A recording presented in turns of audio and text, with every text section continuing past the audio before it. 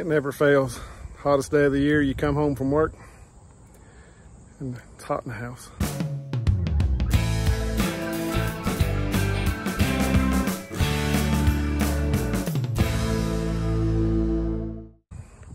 Y'all remember this guy? I put a combustion blower, just the wheel only, in it many years ago. I'll check and see exactly how long and put it on the screen here.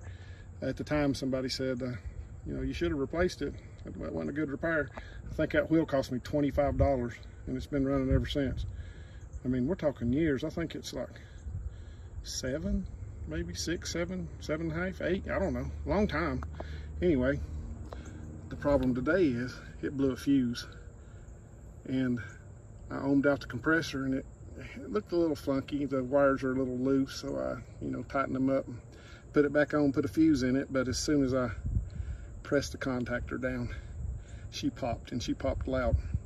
She's not a blowout yet, still got gas in her, so I'm not going to do it again to show you, but just take my word for it, that compressor is bad. Of course, this is an 010 SEER unit, so what we have there is probably a 24,000 BTU compressor.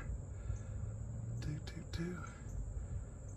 I don't know how they do their serial numbers. 1310 looks like factory brand. I don't know, maybe not. I don't know if this thing had a compressor ever or not. It hasn't since I've known her.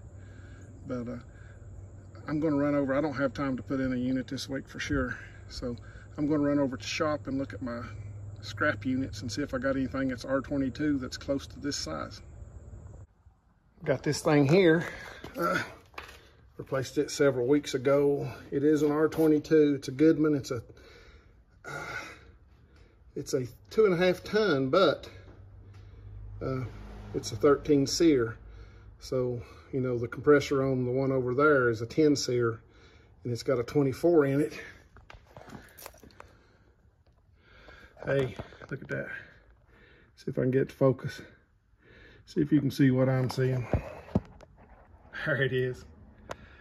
Hers is a Bristol, but it's a reciprocating, and this is a Copeland, and it's a 24.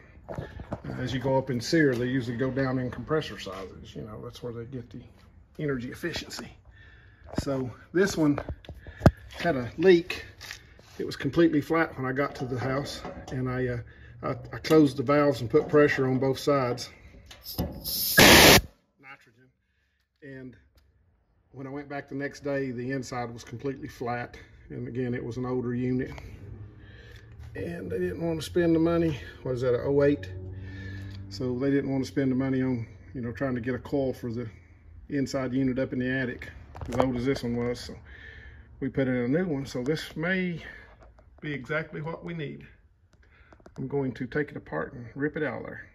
I'm going to take this. This just has nitrogen, so don't freak out.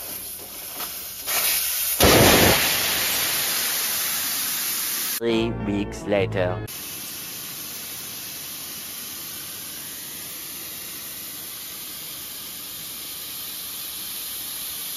Albeit a lot of nitrogen. I think I had 150 PSI on it. So I'm going to pull this top off and we will see if we can get it out of there. So we cut her loose here, and down here. Got the bolts loosened up. Oh yeah. And she's out of there. Now we'll find us some copper to try to see if we can adapt it somehow. Well, I think she'll fit in the hole, but the connections are kind of polar opposites. Heck, let's pull the gas out of it and get it out of there and see if there's any chance of making it fit. It's not doing us any good right now. That one's kind of hard to get to back in there, but with about a 12-inch extension and an adapter to your impact, you can get it on out. Pulling her on down. She's warm out here. What, about 93? Trying my little umbrella out for the first time. I've had it on the truck for a while, but I've never been on a job where I needed to take it off. So I'm going to be here for an hour or two, so I thought I'd go ahead and get it out. Here's our discharge on this one. It's going to be on the front, about right here. So we'd have to come up this way. We might be able to cut it right here and twist it around and make it kind of work. The suction, however, is completely on this other corner right over here. So if we got this out of the way, we might be able to take this same S loop and come out this way and back around and get on top of the compressor. But then we'd still have to hook between here and up here somewhere. I'll think about that. I may just cut it right here somewhere away from that service port. Come to think of it, I probably ought to get rid of that service port. That's some stupid things that twist off. One of those high flow fittings that you can't change the valve core in. Of course this is too. I'll look at that. We're pumping on down, so we got time to think about it. I'm going to let it get every last drop out because we're not putting new in. And this old compressor is a mineral oil compressor. So unless we wanted to change the oil in it, we can't use I guess we could use a R22 replacement, but the best thing to put back in this is the old R22 we're taking out. I know what you're saying. What if it's got acid in it? Well, I've got an acid test, but I'm not even going to try it. This one is see if we can get it stuck back together and get it turned on before it gets too hot in the house. Maybe can we fix this unit using only $4 worth of nitrogen and $2 worth of silver solder? Now, before too many people get all bent out of shape, should this unit be replaced? Absolutely. If it didn't belong to Missy and it wasn't Sunday afternoon and I didn't have this compressor at the shop, I'd replace it. I would never in 2023 put a compressor in an R22 unit. It just doesn't make sense economically, because you know, you put that compressor in, you spend all that money, because labor ain't free, except today it's free for her, but you spend all that money putting a compressor in the unit, and I guarantee you tomorrow the coil's going to blow a hole in it, and then there goes all your new refrigerant, and you're looking for a coil you probably can't get for 3 or 4 months. Well, she's empty. I'm running a little bit of nitrogen. I've actually purged it out pretty good, but now I'm just running some through it. And what I'm going to do is actually, I can't cut this thing anywhere down here without, you know, getting in the curve really. So I'm going to actually unsweat this S-shaped piece out of this compressor. And I may go ahead and, after I do that, switch to nitrogen. It won't blow through here backwards with it. I'll do this one first, because I can cut this one off, but it's so close to the compressor it'd be hard to do. So I'm gonna go ahead and sweat it out first. The air should be passing, you know, through the compressor, the nitrogen, and coming out. So we'll be able to get that one out first, then we'll do that one second. Well, that didn't go too good. I was concentrating on trying to wiggle it out of here because there just wasn't any room to, you know, it's pretty stiff. That's why they put that loop in there. In hindsight, I should have cut it up here first, and then I could have just took that piece out. But me trying to twist the compressor out with it warm, I just broke it off. So we will get the compressor out of here now. This one did okay. We'll get the compressor out of here now and then figure out what to do next. Well, now we can clearly see our dilemma. This line right here, it's got to go over here. That's not too bad. This line over here, got to go way around on this corner. That's going to be the one that's a little more difficult, but we can get it in there, I feel sure. Rather than cut this and twist it and put it back together, I think I could just grab it with my hands and bend it here this way, and then grab this leg and bend it that way and make it work without having to do any more cutting and swedging and brazing. Let's try it. Okay, so we bent that a little bit, and now we can, you know, cut it, clean it up, cut it off, and stick it right down in the compressor with no new joints.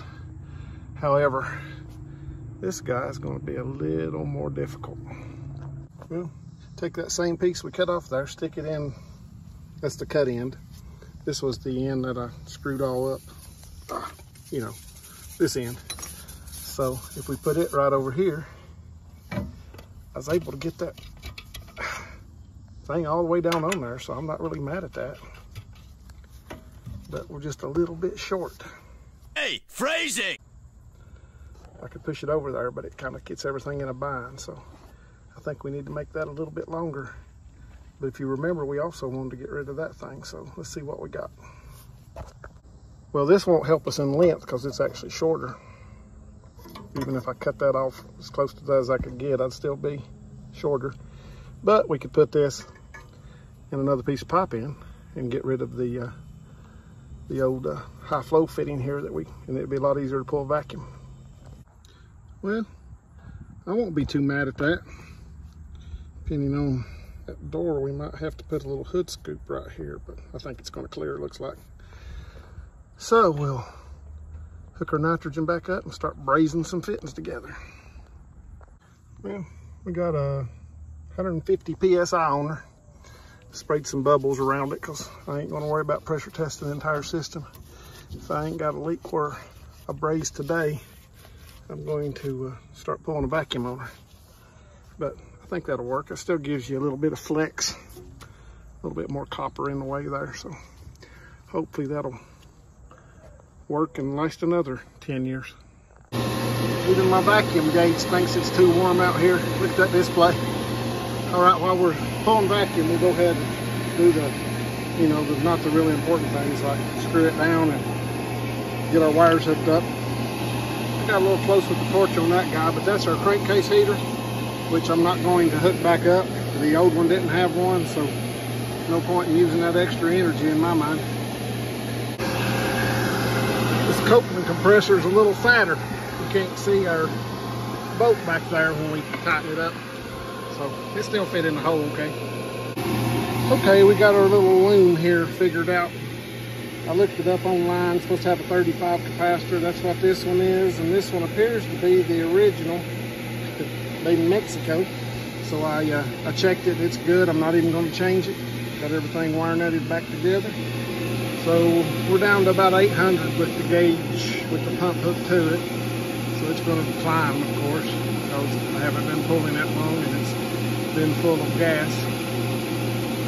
But she's going to be fine. We're just sucking R22 out of it at this point. So here in a few minutes, I'm going to go ahead and just start putting the old stuff right back in it and get this thing turned on.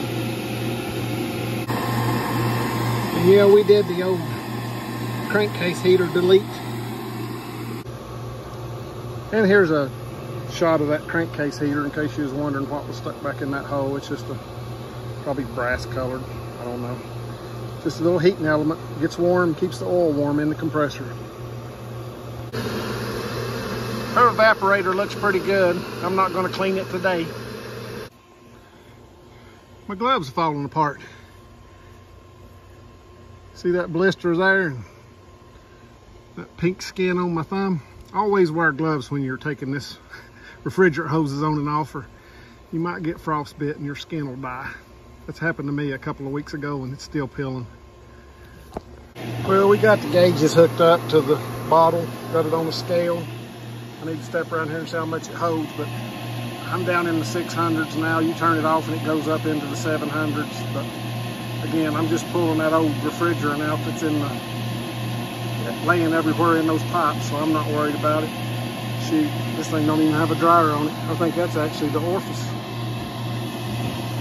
since it's straight AC.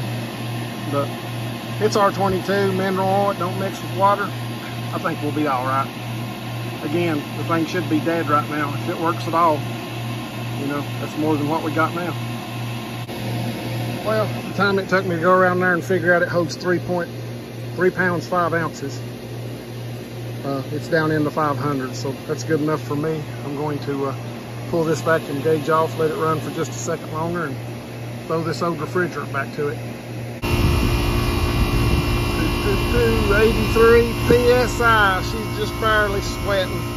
I'm still a little light on the charge. It called for 3 pounds, 5 ounces, but my scales went off, the battery died. So Missy's going to see if she can find me another battery, so I just stopped where I was at, but I'm pretty close. It's so warm in the house right now. I don't miss these noisy things though. This apparently is just the little screen, the little spun dryer. The orifices are going to be in these tubes. You can see where it goes from warm to cold, where it's getting sweaty. So they've got an orifice in each tube. So that answers that question. She's running pretty hot. 50 degrees on the suction line and 119 on the liquid line here. I can't tell. I mean, I'd say I'm sure that coil's dirty. Yard being mowed right beside of it and stuff. So I may cut it off for a minute and spray that coil out. It won't take it long to dry on a day like today, and just see if it drops that condenser temperature much.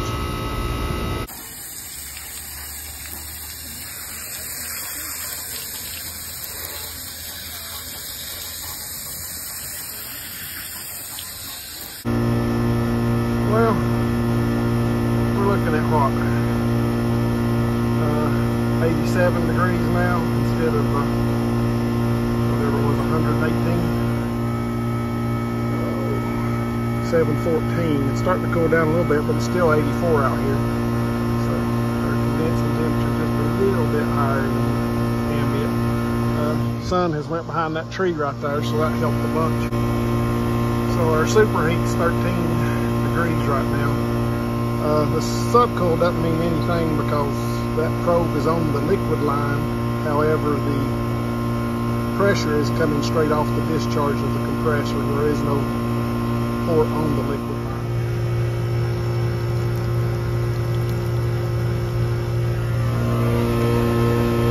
I'm gonna call that good. Well, there you have it, folks. How to get your old R22 package unit AC up and running again on a Sunday afternoon with about, well, I did have to buy a copper 90, I guess, out of my stash. So probably had about $40 worth of stuff there. Put the gas that was in it back in it. It smelled fine. So save this old R22 unit for another day again. I hope those rich men north of Richmond don't find out about this. Thanks for watching.